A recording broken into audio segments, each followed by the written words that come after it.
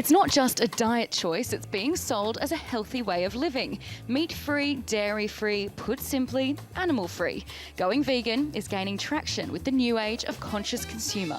The vegan trend is just exploding everywhere, as I'm sure you'll be aware of, both in the restaurant industry, both in the at-home industry.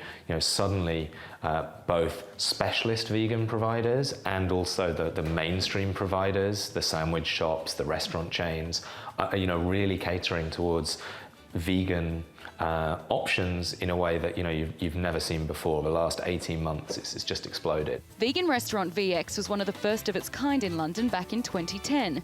Rudy Penando and his staff offer up a meat-free menu with French influences.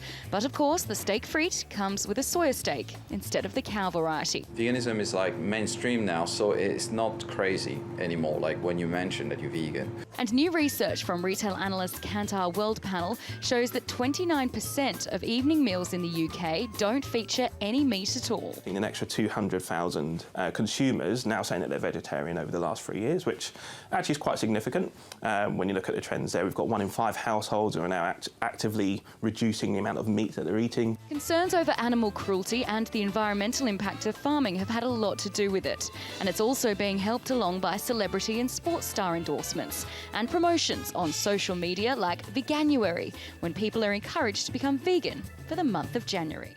It's companies like All Plants here in the UK that are making the vegan way of eating that much easier. Here in their kitchen, they cook up to 8,000 serves of their fresh frozen meals every week. They're then sold online and delivered around the country. Actually, the speed that things are growing now, by this time at the end of the year, we're going to be doing 50,000 meals a week. And for $6 to $7 a serving, there's certainly money to be made in this expanding industry, and the investment is growing with it.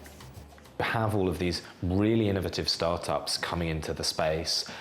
So you can look at someone like the Impossible Burger, who've raised hundreds of millions of dollars from some of the biggest tech investors in the world. The Gates Foundation, Google, putting money into these meat-free alternatives. The good news is, whether you're a flexitarian, a part-time meat eater, or a vegetarian, or a full vegan, there are certainly more tasty options to fill the fridge, from the healthy to the more indulgent.